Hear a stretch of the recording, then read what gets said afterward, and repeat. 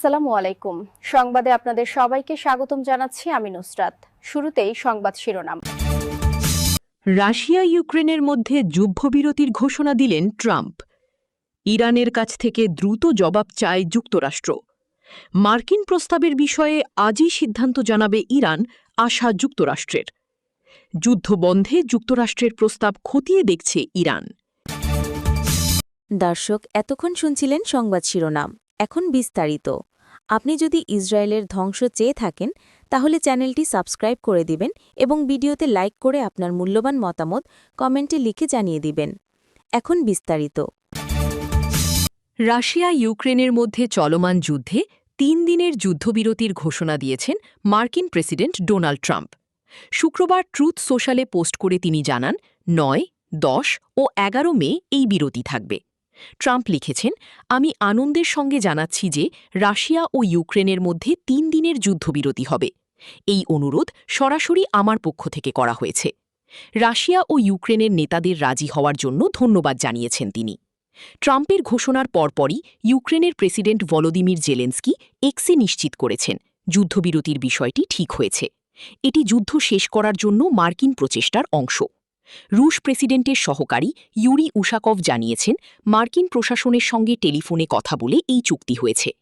তিনি আরও জানিয়েছেন, পুতিন ও ট্রাম্পের সাম্প্রতিক ফোনালাপে দ্বিতীয় বিশ্বযুদ্ধে দুই দেশের মিত্রতার কথা উঠে আসে এবং বিজয় দিবসী যুদ্ধবিরতির সম্ভাবনা নিয়ে আলোচনা হয়। এর আগে রাশিয়া ৯ মে বিজয় দিবস উপলক্ষে ২ দিনের একতরফা যুদ্ধবিরতির ঘোষণা দিয়েছিল। ইউক্রেনও যুদ্ধবিরতির প্রস্তাব দিয়েছিল, তবে অভিযোগ ছিল মস্কো সেটা আমলে নেয়নি। এই যুদ্ধবিরতিতে সব ধরনের সামরিক কার্যক্রম বন্ধ থাকবে। পাশাপাশি দুই দেশের মধ্যে ১,০০০ করে মোট ২,০০০ বন্দি বিনিময় হবে। জেলেন্সকিও এই বন্দি বিনিময়ের বিষয়টি নিশ্চিত করেছেন। ট্রাম্প বলেছেন, আলোচনা চলছে, প্রতিদিনই আমরা কাছে আসছি। এটা হয়তো এই দীর্ঘ, প্রাণঘাতী ও কঠিন যুদ্ধের শেষের শুরু। তবে শান্তি আলোচনায় বড় বাধা এখনও রয়ে গেছে। পূর্ব ইউক্রেনের দোনেৎস্ক অঞ্চল নিয়ে দুই পক্ষের মধ্যে কোনো মিল হচ্ছে না। রাশিয়া চায় ইউক্রেন তার দখলে থাকা এলাকা ছেড়ে দিক, কিন্তু জেলেন্সকি বারবার বলেছেন, নিজেদের নিয়ন্ত্রণে থাকা কোনো ভূখণ্ড ছেড়ে দেওয়া হবে না। স্থায়ীভাবে যুদ্ধ বন্ধ করতে যুক্তরাষ্ট্রের পক্ষ থেকে দেয়া সাম্প্রতিক প্রস্তাবটি এখনও পর্যালোচনা করছে ইরান। দেশটির পররাষ্ট্র মন্ত্রণালয় জানিয়েছে, ওই বিষয়ে চিন্তাভাবনা করছে তারা। তবে যুক্তরাষ্ট্র জবাব চায় আজই। শুক্রবার ৮ মে ইরানের পররাষ্ট্র মন্ত্রণালয়ের মুখপাত্র ইসমাইল বাগাই বলেন, ইরানের সশস্ত্র বাহিনী বর্তমান পরিস্থিতি নিবিড়ভাবে পর্যবেক্ষণ করছে। তবে যে কোনো ধরনের আগ্রাসন ও হঠকারিতার জবাব দিতে তেহরান পুরোপুরি প্রস্তুত। তবে আজই ইরানের জবাব আশা করছে যুক্তরাষ্ট্র। ওয়াশিংটনের দেয়া প্রস্তাবের বিষয়ে শুক্রবারের মধ্যেই তেহরানের পক্ষ থেকে সাড়া পাওয়া যাবে বলে আশা প্রকাশ করেছেন মার্কিন পররাষ্ট্রমন্ত্রী মার্কো রুবিও। শুক্রবার ৮ মে ইতালির রাজধানী রোমে সাংবাদিকদের সঙ্গে আলাপকালে রুবিও বলেন, আমরা দেখব ইরানের জবাবে কি থাকে। আমাদের প্রত্যাশা হল, এটি এমন কিছু হবে যা আমাদের একটি কার্যকর ও গুরুতর আলোচনার প্রক্রিয়ায় প্রবেশ করতে সহায়তা করবে। ইরানের আধা সরকারি বার্তা সংস্থা তাসনিমের বরাতে জানা গেছে, ইরানের পররাষ্ট্র মন্ত্রণালয়ের মুখপাত্র বাগাই গতরাতে যুক্তরাষ্ট্রের সঙ্গে ঘটে যাওয়া সামরিক সংঘাতের বিষয়টি উল্লেখ করেছেন। তিনি ওয়াশিংটনের বিরুদ্ধে যুদ্ধবিরতি এবং আন্তর্জাতিক আইন লঙ্ঘনের অভিযোগ আনেন।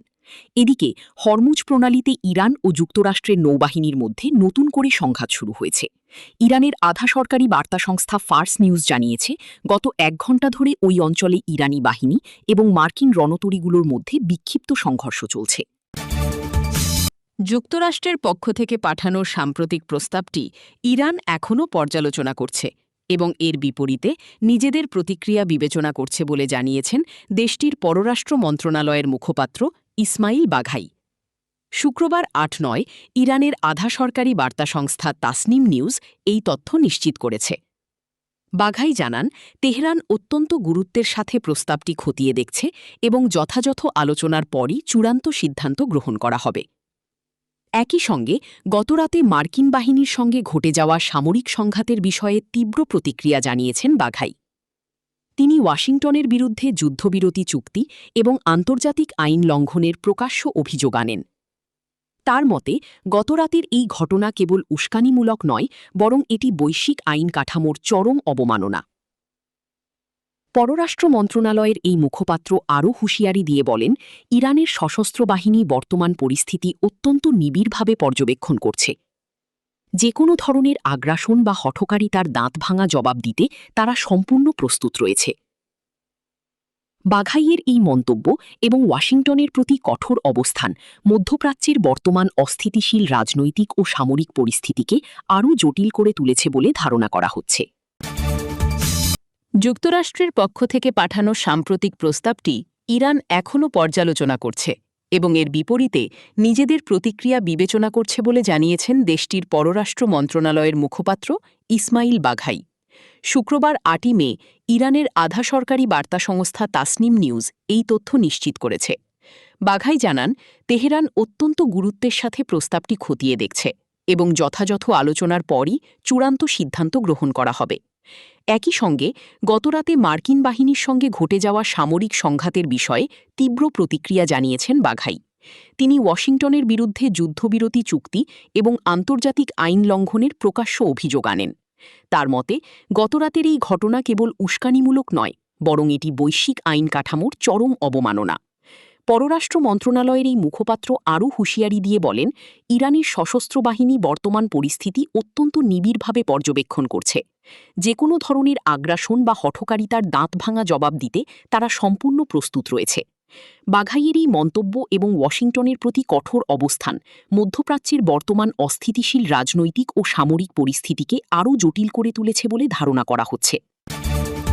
আপনি যদি আমাদের চ্যানেলে নতুন হয়ে থাকেন তাহলে চ্যানেলটি সাবস্ক্রাইব করে দিন।